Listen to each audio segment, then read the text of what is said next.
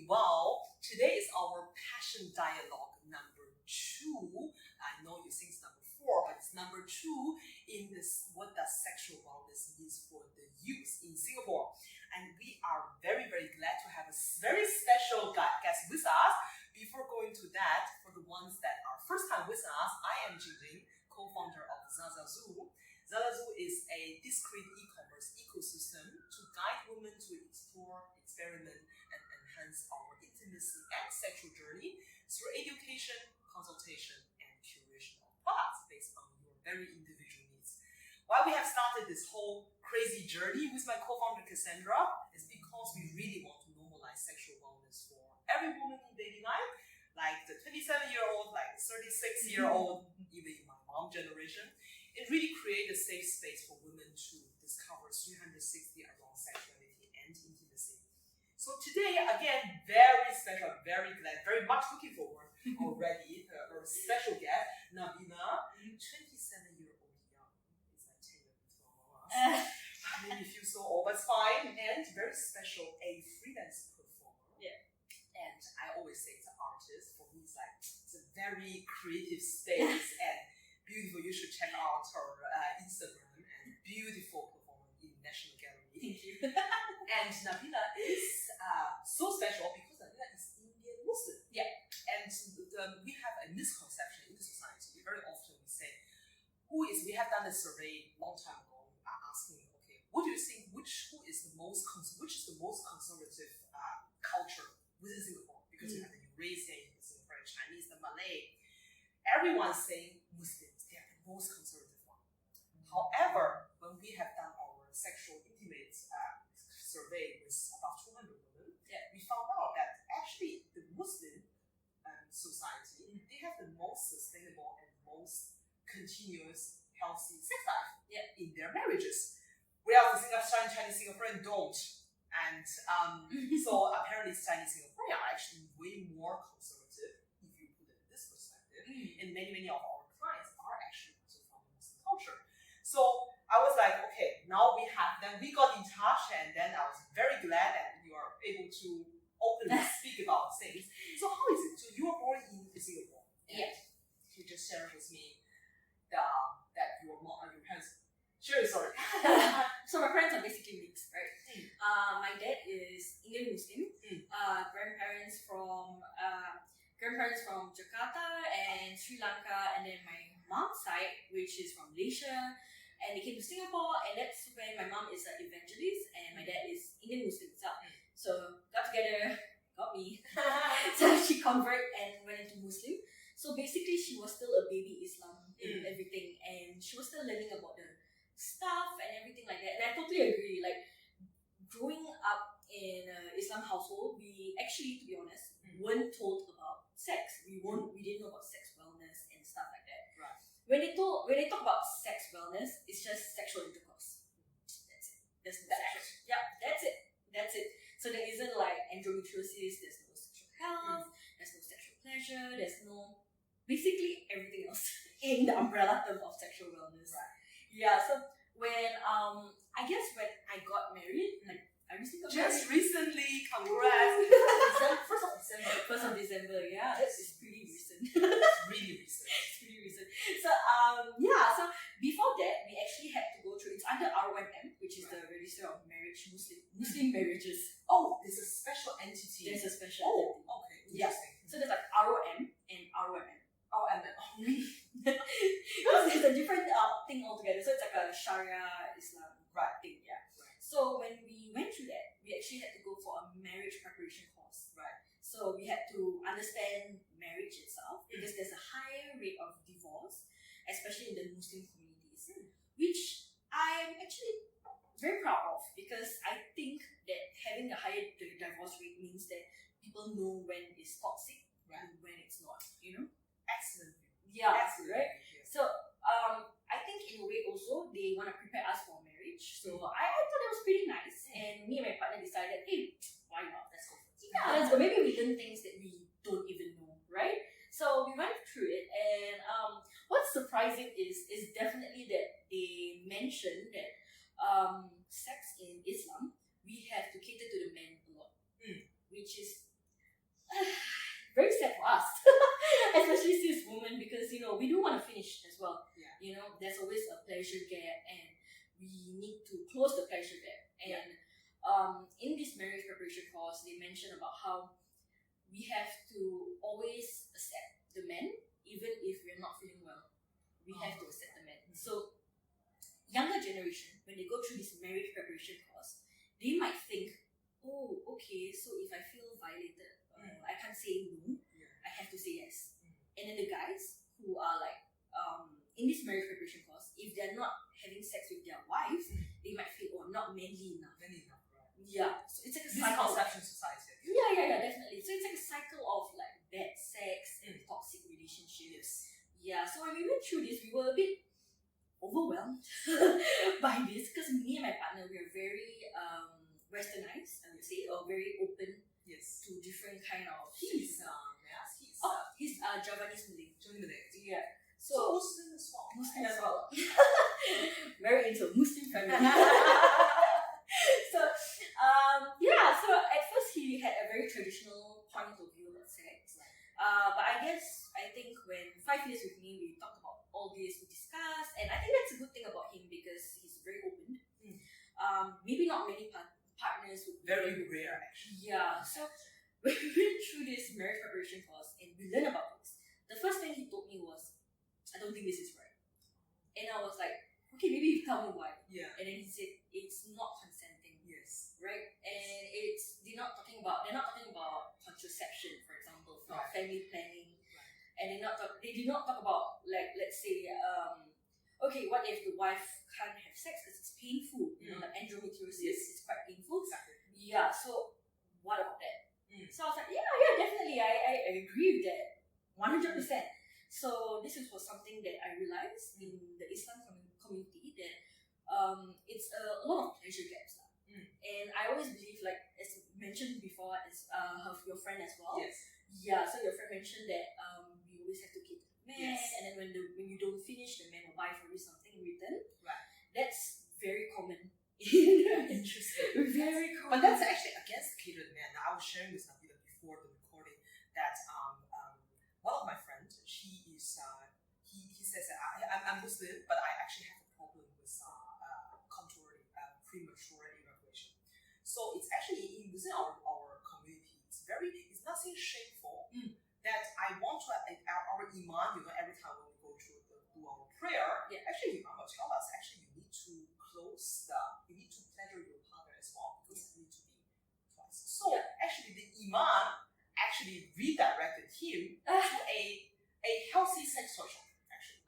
So I can say you should buy something, explore a little bit, because it's relieve your tension as well. Because if I come too early, it's a medical condition. The more you pressurize it, and the more you think mentally about it, it's done. So, but then it's a vicious circle, like you mentioned before. Then the woman never gets there, and then the man feel pressure, then toxic relationship, then it just becomes continues. Just continues. So how to break the gap, actually? So she said, you know what? So therefore we were consulted by which sex toy we should buy. So he bought something. They explore. The pressure of him was gone. The pressure of her, she felt still very appreciated, because we as women, I think generally, it's really less about the man has to perform. This is a misconception I think we got a lot from the porn industry. It's rather about the intimacy. That's two things together. You get high, I get high. It's a together thing. Exactly. So when you mentioned sexual wellness, do you see among your friends, for example, some Chinese, Singaporean, maybe Westerner, do you feel that you have a very unique view of the sexual wellness, very unique, open view about sexual wellness, or is it just generational like that?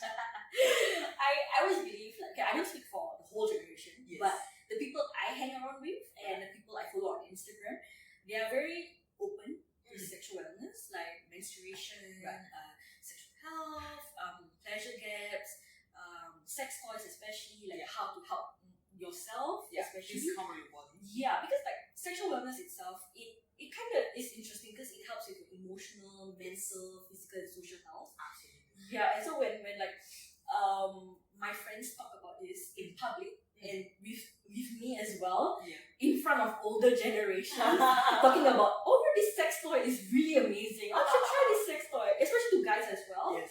And then like the older generation would be like, what are you talking about? Sex toys. Oh my god. Cannot. Wrong. Yeah. Totally. Right. So like my friends are very open about it. So that's pretty great. But of course I do have a small handful of friends who are still a bit iffy. Conservative. Yeah. So when let's say I talk about like, oh, I tried this sex toy. Me and my partner tried this sex toy, and then they'll be like, oh, I don't think we should talk about this. This is too open. This is too for yourself. Let me unfollow you. Yeah. What are you talking about? What is this? Yeah. This is not what I want. But that's actually the normal. It's very interesting. I love you were saying that actually I am friends with people who are all open-minded. We can talk openly about it. Because if you talk, we just had the conversation in the previous week with Elizabeth, who's Chinese Singaporean. She says she's studying sociology, and she says very often that within because their sexual education is so poor not only in Singapore, everywhere. Yeah, okay. You very often when you go to study, it's actually the time where you in Chinese culture you could legitimately have a boyfriend. You have a boyfriend in high school too early. Cannot do it, abstinence. But then now you get to university, okay, when are we going to marry? It's rather my god. seems to go very fast. But then she's like, but very often we haven't learned that yet, how to be intimate, and then should we do it or not? Is it painful? It's only the first time, and then you actually need to, but then it's don't ask, don't tell. I can't obviously tell my mom about it. I can't talk to her about it if I can't have conversation with my friends. How do I do it? And I think that's actually great that you have created this community that you guys can openly talk about. Do you know where is this coming from? Because obviously majority are actually like the small group of your friends that are. I think the generation are more open. However, I think 27 at this space, I still believe there are most of them are still very that's not sure. Yeah, no, definitely. Like what Elizabeth mentioned as well. Like in the Islam culture as well, we were told that we cannot have a boyfriend. Right. We can't go out late. Right. We cannot meet guys. We can't have guys over to the house even if it's a study session. Oh yeah. Yeah. So when you reach 25, for example, a certain age, 25, right? For me it's 25. Yes. When's your boyfriend? Just recently. And the things I do have, but it was on the down low. So like when you reach 25, like suddenly everyone, like your family, your relatives ask you, where's your boyfriend?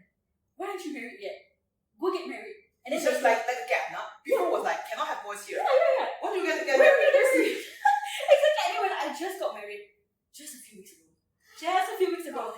And a relative messaged me, an older relative. She WhatsApped me and she's like, so when are you gonna have kids? I just got married. I can't have a child the next day because of what I read.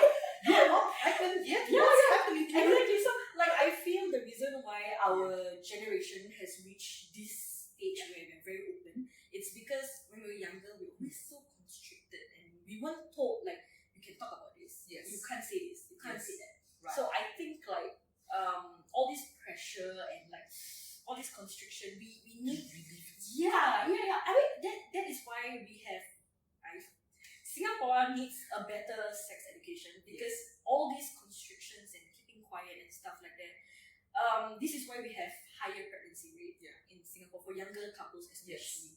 And it's really sad because like honestly when I was in primary school, they told me not to have sex because it's dangerous. Try not to have sex. Try not to. I'm like, I'll try. I'm 6. I don't know anything about sex. I don't even know what it is. So and then at that point it was really interesting because they told us to do that, and they just tell us if you bleed, you have your period. Just use a pad. That's it. There's nothing more than that. So that's our generation back then. So I think like growing up, we're realizing that this doesn't feel right? It doesn't. Having periods is taboo. Why? Why is it not okay? Why can't we have sex on our periods? Why is it wrong? Why is it weird? Why can't we have sex with a partner? And what is sex? You know? So like recently, a friend of mine, she's Muslim as well. She's 28 years old, just got married as well. She texted me this, and this is really sad to hear. How to start having sex with my husband? And I'm like, you do know where how to go in? Right? Yeah. Then she's like, entry. yeah. Then she's like, is it at where we let me Full education. Yeah. Full education part. I'm not well informed. I'm sure I'll be learning new things in the future. But what I've learned so far, research so far, especially Right. like when you're in a religious household, Yeah. it's good to learn all these things. Right. Because when you get married, when you get a partner, Right. you know all this. You know? Right. So when my friend told me that, I'm like, okay, come, let's meet, let's talk about it. And when I was explaining this to her, she was pretty shocked that our vagina is different from the pee hole. Yes. And she didn't know we had 3 holes. She Yes. didn't know that like there's the labia, there's no clitoris. So she just assumed like it's just gonna happen. It's just what, Yeah. You just like that things are happening. Yeah. I said it's a sound, no, but I think that represents actually a majority of people. People just don't talk about it. I think they're already very open that she actually talked to you. Most clients that we have interviewed, they're like, okay, we Google. But if Google tell you Google is not, everyone can write anything in Google, it's not legitimate, and then if you go to Wikipedia, everyone can write Wikipedia as well. Yeah. So you actually, then you ask your gynae, it's actually too shy to ask your gynae because she or he will explain you from a very medical perspective. And so this friend of mine, he actually went to the gynecologist saying, I'm not sure whether this is the right thing. What do you think? And she was like, I think that you learned this from somewhere. And she's like, where? She's like, school. And he's like, seriously? Are you saying you're talking about school? And so that's actually great that someone can actually openly talk to you about it. And then although it sounds really weird, but it's the reality, unfortunately. Yeah. So where is this unique openness from you coming from? Do you know, is there anything that is it your parents or is it, because I think that still we are formed in a way that from education to our parents, from our environment, surroundings. You grew up in Singapore, did you study somewhere else? No. So it's only Singapore. Yeah. Conservative family. Yeah. But still you even get a partner who is as open as you. And I mean, where is this coming from? I think for me, I believe, right, when I was young, of course, like my friend always tell me, like, STDs, don't talk about it, it's a dirty thing. Yeah. We don't want to invite trouble. Don't know what that means. Don't know what that means anyway. And then I think like when I was 14, I think that's when like hormones start coming in. Yes. And then like I myself am like bi, so I'm interested in like female and male. I'm interested in the soul basically. So when I see, for example, an attractive woman, right, when I was in primary school, I didn't, like in secondary school for example, I didn't understand what it means. Yeah. I thought like, oh, she's just pretty. Yes. Or when I see a guy, I'm like, oh, he's handsome. Yes. But there was this urges, you know, and we all have these urges. You can't actually allocate it somewhere. Yeah. You're young, it's there, but you actually, where's it coming from? How do that feel? How do you allocate your Like how do desire you in a way? do it, you know, like how do you express it? So I think like when I had it was a random thing. It was like a guy came up, asked for my number, typical stuff. I had a boyfriend, and then when he told me, okay, it's really bad sex education when he told me to let's go to the Pasir Ris Park and have sex there.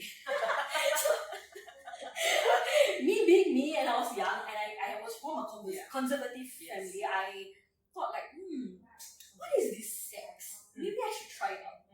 I didn't even know what. Although everyone is telling you that. Don't invite trouble. Don't invite trouble. Don't do it. And then like your school tells you like try not to have sex. It's dangerous. So it's actually so detrimental. Actually, what you're saying is dangerous because especially women, because at least when I was in school in China, they always tell it's like don't eat the forbidden fruit. Yes. We are even too shy to say sex the word. Oh really? It's like the forbidden fruit. And I remember there was a couple in my in the class. He is extremely handsome. She's extremely pretty. But both of them ate the forbidden fruit. So they were banged for the class and so on. But the thing is that for women, she said, it's like if you experience the education that it's forbidden, it's bad, it causes harm, right? The whole thing is demonized. Yeah. You will always relate negative things. Yes. I know, I totally agree. Exactly. That was why I was like rebellious thing. I should go and do this. So when I went to Pasir Ris Park, embarrassing. I went to Pasir Ris Park, and when I had sex with the guy, it was very painful. I didn't know how it went. I didn't even know what's a condom. I don't know what's this, and like it didn't felt right for me. So when I went back home, I started going through courses. I decided like this is You don't wrong. understand. Yeah, like this is wrong. It didn't feel right. So I was like, you know what? Let's go to a course. Let's learn about this. And that's how it started. The new me. Hey, that's really fantastic because I think that every young girl goes through that phase. Most of the young girls, unfortunately, because our education system is so forbidden and not inviting, you're doing something wrong. Because at the end of the day, we girls, we can be CEO today, we can be president today, but deep inside, I think every education, even in this generation, you tell your girl you want to be a good girl. Good girl does not make trouble, does not invite trouble home, and does not eat forbidden food, does not. So, and then even if you want to explore, so you explore quietly. But quietly, if you eat more quietly, very often if you cause body harm, most of the women are not that courageous, bold, and say, okay, it does not feel good for me, so let me study what's actually out there. Are your friends, if you share this story with your friends, I think this is extremely courageous story. What's their perception? For example, do they think, oh my god, that's weird? Or is it something that they say, wow, that's really very empowering? Like during those secondary school times? Yeah. When I talked about it in secondary school times, they didn't believe me. they thought sex was if you touch a guy's hand, you're pregnant. It sounds weird today, but I do believe that. I was like, when I was 16, 17, I went to Germany. So, and then the one of it sounds so weird if I say this today, 16, 17, and my friend was like, you do know that, in the German language school, to have sex, so they went there to have sex. I was like, okay, what does it mean actually? I said, this is the thing that create babies, right? I was almost 17. I was like, yes, of course I know, but I really you just don't. Because you don't want to seem like ignorant. Totally. And I want to be cool as well. So the same guy was a very handsome German guy, and I was like, okay, let's and then let's make out as well. Oh my god, thank God my parents are on Facebook. and even so poor, but then for him, I think he was 18. For him, a German guy was so we made out, and then he suddenly, took off his pants. I was like, oh my god, what are we doing? What is he doing? Because I was so afraid. I was like, okay, no, this is very weird. And he was very, and then he's like, are you kidding me? You don't know why? Why did you actually come? The room with me because I really didn't know. And it sounds, today it sounds like comedy. Then today I look back like, how stupid are you? I was because the education was not there. So that's actually how sexual education is so important for the next generation. So you can make actually an informed decision. So when you grow up in Singapore, you have already described that. Where do you guys, you are already the younger generation. So when you are, 10 years back, it was 2010 then. Where did you get your education then? Because the book was already there. Definitely. Okay, so I started ITE back then. So I was doing like a pretty simple course, and I was making friends from my own CCA, which is the drama club. Very nice. So I guess I made a couple of friends who are still my best friends now. Yes. And we started talking about sex. We started talking about how to pleasure each other and this and that. So it was pretty overwhelming for me because I was like, where do I of course I had sex in secondary school itself, but talking about it out loud in front of people, it feels awkward, right? Absolutely. Yeah, so I feel I think from then when people started talking here and there, and then there was a misinformed information about sex coming out, they say I heard if you use condoms it's bad for the girl, or if you use a dildo you're a porn star. Yes. And I was like, I don't know, it just didn't feel right to. I think I'm the kind of person who challenge status. Exactly. And I don't like to listen to one side of the story. I like to understand the whole subject about it before I start blabbering into people. So that's when I went on my own research. I went into aware course, for example, about sexual harassment and stuff like that. And then I started talking to, I guess, a lot of sexual pleasure companies back then. Right. Understanding okay, so what is porn? What is this? What is that? What is this? What is period? How how to categorize. Because it's an umbrella term. Sexual wellness is umbrella. There's a Yes. lot of subjects inside. And then when I started researching, I mean, back then I was still a newbie, slowly learning, and I think like I reached this stage where I'm able to share my experience like on my Instagram, and how my followers would openly ask me like, hey, I need help. I don't understand what's this. I need the resources for this. I need the resources. I'm like, oh yeah, sure, definitely. And I have, let's just say it's a perfectionist of me to have a Google document with all the resources for different subjects. So just in case, if anything were to challenge me or I get You something, can go back. I can go back. And if something new, I can exchange. Because of course, sexual wellness is always a learning thing. Absolutely. Yeah. It evolved. Actually, such an old thing, one of the oldest thing ever. This is how human nature was born. So actually something so beautiful. Unfortunately, it's because of the cultural impact, because of demonized. So that's something that we try to do. I think that very young people, both people like you, are able to speak up, and then from different religions, and then there are many sexual wellness companies from all over the world. I think in Asia, ASEAN, especially in Singapore, we're still quite new. Yeah.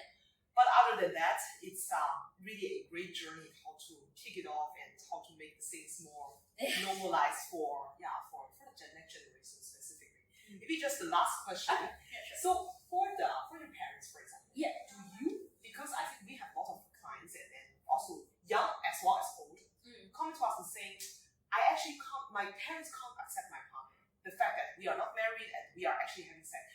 Somehow they know, but actually we still have to go to our hotel. Now it's a little bit difficult, but we have to find somewhere to do it. Okay. But actually everyone knows we are doing it.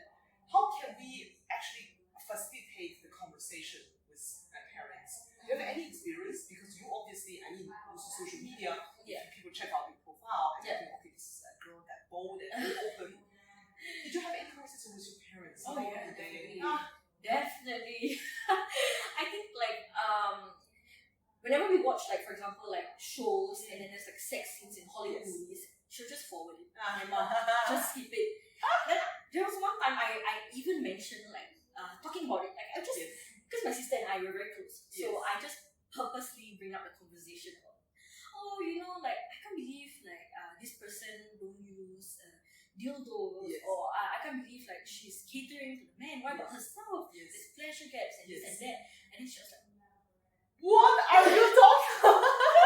So I think like that was the start of the conversation. Because I see you bring it so smoothly. Like slowly bring it in. And then like my mom also is kind of homophobic. So when back then, but now she's much better now. She's understanding of the culture and everything. I think because me and my sis, we started having these conversations. So every time whenever we were with my mom, we would just start talking about it like it's the normal thing.